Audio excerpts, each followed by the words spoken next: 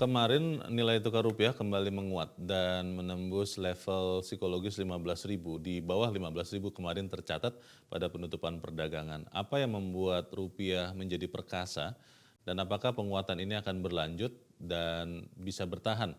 Kita langsung membahas bersama dengan Direktur Samuel Sekuritas Indonesia, Surya Dharma. Pak Surya, selamat pagi. Pagi Mas Leo.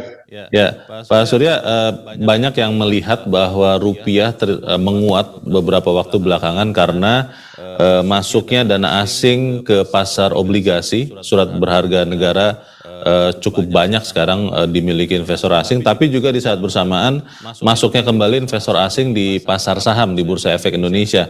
Dicatat ada hampir 800 juta dolar di bond market, lalu ada hampir 65 juta dolar di equity market. Apakah memang semata-mata itu atau ada penyebab lain penguatan rupiah ini, Pak Surya? Sebetulnya kalau di pasar saham sih masih year to date masih negatif sih ya. Tapi di obligasi betul sangat besar. Tapi di saham itu 1 minggu terakhir memang ada dana masuk juga mungkin sekitar 1 triliunan ya rupiah ya. Tapi sebetulnya penguatan rupiah ini diawali karena adanya berita bahwa presiden akan membuat peraturan ya bahwa hasil ekspor itu nanti US dollarnya mesti taruh di Indonesia gitu. Jadi awalnya itu yang membuat rupiah itu menguat. Kemudian di sisi lain juga BI kan menaikkan suku bunga ya minggu lalu gitu, mendahului Fed yang mungkin minggu depan baru akan menaikkan suku bunga. Dan yang menarik sebetulnya Fed itu walaupun diperkirakan masih akan tetap menaikkan suku bunga sampai 50 atau 75 bips first half tahun ini, tapi kelihatan USD indeksnya tuh malah turun sekarang ya, nggak di bawah 102 sekarang gitu. Ini satu fenomena yang menarik juga gitu, karena USD indeksnya melemah di saat Fed masih akan naik suku bunga gitu. Jadi rupiah kebantu juga oleh itu sih sebetulnya. Oke. Apakah kemudian penguatan rupiah ini itu akan permanen begitu, Pak Surya, katakanlah sampai sepanjang tahun ini, atau memang ini hanya sesaat saja kita mungkin akan melihat dolar kembali menguat? Kelihatannya sih trennya masih menguat, tapi menguatnya setajam apa saya pikir sih mungkin lebih kepada stabil ya, harganya stabil di bawah 15.000 gitu ya, tapi saya juga nggak begitu yakin kalau misalnya sampai 13.000 katakanlah ya. Jadi masih perkiraan sih mungkin di atas 14.000 sih masih ya. Nah memang kalau dilihat kita juga mesti antisipasi bahwa BI tindakannya gimana gitu, kalau misalnya Fed tetap akan menaikkan suku bunga sampai 50 atau 75, ya, BI itu maka apakah akan tetap menaikkan suku bunga juga atau enggak gitu. Karena diperkirakan kan suku bunga sebetulnya kan akan turun ya di fourth quarter tahun ini gitu ya. Trennya tuh turun gitu. Jadi kemungkinan orang melihat itu juga ya, di mana tren kenaikan suku bunga ini mungkin akan segera berakhir gitu ya.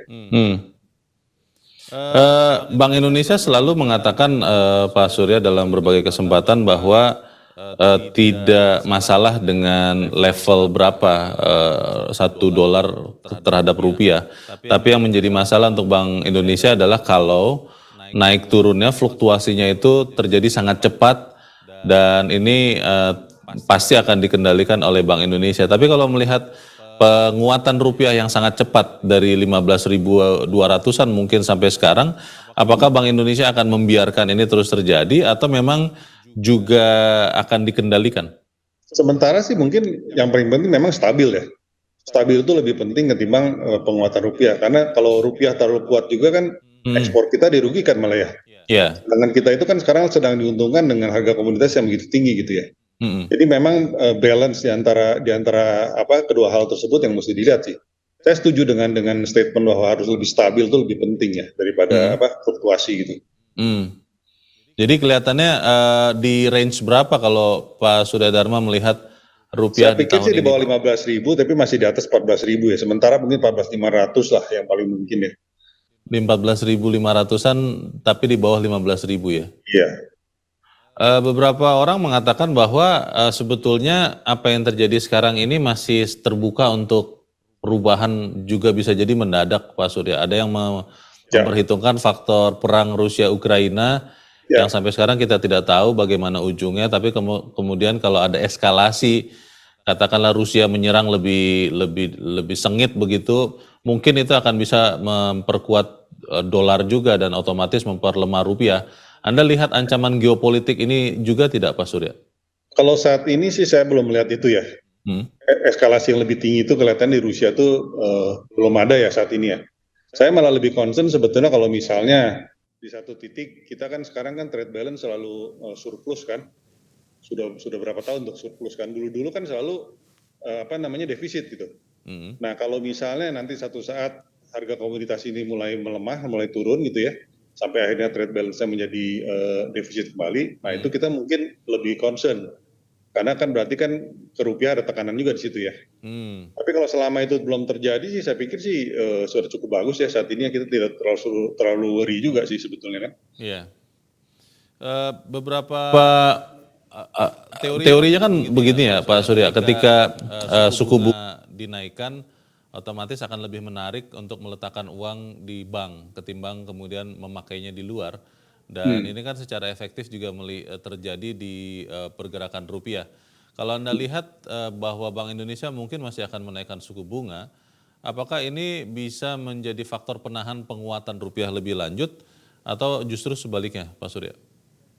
Kalau kelihatannya secara teoritis kan begitu ya, tapi sampai saat ini tuh belum terlihat kan, karena suku bunga deposito kan walaupun ada mulai terjadi kenaikan, tapi kan masih rendah banget gitu ya. Jadi cost of fund dari bank-bank itu kan masih, khususnya bank besar ya, itu kan masih rendah gitu kan. Karena masih banyak likuiditas ya?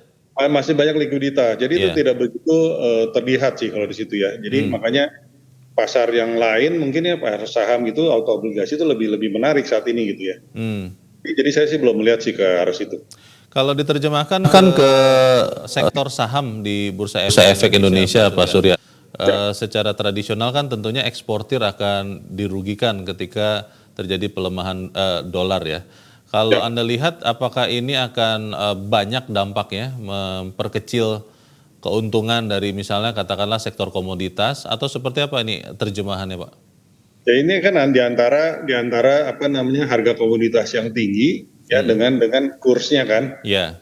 Karena ini kan banyak hal yang menarik kan, yang secara teoritis kita nggak pernah lihat ya sebetulnya kan. Tahun lalu itu kan di saat Fed menaikkan suku bunga, harusnya kan US dollar index itu menguat dan harga komoditas itu turun gitu kan. Betul. Tapi kan itu tidak terjadi gitu. Harga komoditasnya malah naik karena adanya perang Rusia gitu. Nah sekarang juga sama, begitu harga komoditas itu kecenderungannya mungkin mulai turun walaupun belum signifikan. Tapi di satu sisi US dollar indeksnya melemah gitu. US dollar indeks melemah, harga komoditasnya naik gitu kan. Harga minyak, harga lain itu malah agak menguat gitu belakangan, harga emas segala kan. Jadi itu kan sesuatu fenomena yang menarik juga gitu. Karena banyak hal faktor X yang di luar teori kan sebetulnya kan yang terjadi saat ini. Berarti kalau untuk sektor komoditas Pak di Bursa Efek Indonesia, apakah masih boleh untuk dijadikan aset investasi dengan dengan penguatan rupiah ini, atau memang pelan-pelan harus mulai dikurangi? Ya di luar penguatan rupiah sih sebetulnya kan tahun ini itu kan untuk metal sih kita masih positif ya. Khususnya kan di nikel atau copper gitu kan. Kalau batu bara mungkin nggak seoptimis tahun lalu. Tahun lalu kan mungkin tahunnya batu bara ya. Tahun ini perkiraan kita mungkin turun gitu ya. Di satu sisi juga kalau jangka pendek saya lihat emas juga masih menguat. Walaupun sebetulnya saya nggak begitu yakin juga bahwa si emas ini bisa di atas 2000-nya jauh gitu ya. Jadi kalau bisa menguat ke 2000 US dollar per troy ounce saya udah bagus sih sebetulnya. Karena beberapa pertimbangan pada waktu terjadi pelonggaran beberapa tahun lalu, ternyata emas itu kan bergeraknya kan nggak jauh dari 2000 US dollar gitu ya. Ya, jadi walaupun saat ini terjadi penguatan, mungkin ya penguatannya agak terbatas gitu. Lain halnya dengan metals yang lain seperti nikel dan copper ya, dengan dibukanya kembali China itu kan mungkin lebih positif ya buat mereka ya. Jadi Pak Surya tidak setuju ya dengan beberapa waktu yang lalu kan ada Saxo Bank Pak yang mengeluarkan proyeksi bahwa tahun ini mungkin bahkan dolar fantastis bisa sampai 3.000 dolar per troy ounce, itu most unlikely ya kelihatannya Pak Surya. Saya nggak begitu yakin karena beberapa tahun lalu itu saya cukup yakin bahwa si emas ini bisa naik ke arah 3.000 gitu ya, dari 2.000 2.500 gitu kan. Nah, pada waktu itu kan terjadi pelonggaran itu yang banyak cetak duit juga kan pada waktu itu kan, kan ternyata itu tidak terjadi gitu. Jadi kalau sekarang misalnya pengetatan itu mulai longgar gitu ya, dan China seperti kita ketahui kan menambah terus cadangan emasnya kan, dan US Treasury-nya gitu. Nah, kalau misalnya itu terjadi, mungkin sih secara jangka pendek akan menguat, tapi saya pikir sih cerita sampai 3.000 itu masih terlalu jauh sih ya. Oke. Kalau untuk sektor yang selama ini banyak impor, Pak Surya, kalau kita lihat misalnya mungkin farmasi ya, bahan baku kan banyak impor, lalu beberapa bahan makanan produsen Duit. tepung-tepungan yang mengimpor Ya, gandum begitu, ini ya. dengan penguatan rupiah yang terjadi belakangan signifikan memperbaiki kinerja dan keuntungan mereka atau masih belum kalau Anda lihat? Bagus sih, bagus karena kan berarti kan cost-nya turun ya. Apalagi kan harga harga secara US dollar juga kan kecenderungan kan turun kan. Iya. Beda waktu perang perang Rusia waktu awal-awal Ukraina itu kan Mhm. harganya kan melonjak kan, duit Iya, segala itu kan melonjak gitu kan. iya. Nah, saat ini secara US dollarnya juga mulai turun dan di satu sisi juga rupiahnya menguat gitu ya. Oke. Jadi sebetulnya buat mereka sih positif ya harusnya ya. Pak Surya, ada yang berpikir untuk mumpung menguat rupiahnya, kita Hmm. beli dolar yuk, katanya begitu Pak. Kalau Anda lihat akan bisa diuntungkan tidak kalau katakanlah kita batasi time horizon-nya sampai 1 tahun ini Pak? Jadi gini, kalau US dollar ini kan kecenderungan sebenarnya ke depannya itu kan ketergantungan orang ke US dollar itu kan semakin turun ya. Hmm, Karena kalau kita lihat juga transaksi Indonesia aja dengan beberapa negara kan sudah melakukan local currency gitu ya. hmm, Kemudian juga minyak misalnya Saudi Arabia aja udah pakai yuan juga gitu ya. iya, Transaksi dengan China, Rusia apalagi gitu kan. hmm, Jadi ada kecenderungan memang ketergantungan orang akan US dollar itu ke depannya tuh akan semakin berkurang gitu ya. hmm, Jadi saya tidak melihat signifikan pergerakan dari US dollar ini bisa bisa secara melonjak secara cepat gitu kalau saya lihat ya. Jadi kemungkinan besar sih saya nggak begitu rekomendasi sih ke depannya ya, US Jadi dollar ya. kalau ada yang berusaha dapat cuan dengan membeli dolar di saat sekarang, Boleh aja kelihatannya kecil sih, ya? boleh aja sih. Heeh, Kalau orang biasa kan kecenderungan kan kita prediksi berapa berapa besar sih penguatannya kan iya, penguatan si US dollar ke depan gitu ya. Kalau iya, kita misalnya yakin ya boleh aja sih. Tapi kalau saya pribadi sih nggak begitu yakin bisa melonjak tinggi sih ya. oke. Baik, kita akan ikuti nanti pergerakan nilai tukar rupiah terhadap dolar dan juga dampaknya ke berbagai sektor termasuk saham ya di Bursa Efek Indonesia. Untuk saat ini terima kasih Direktur Samuel Sekuritas Surya Dharma. Pak Surya, terima kasih Pak. Selamat pagi. Terima kasih, selamat pagi.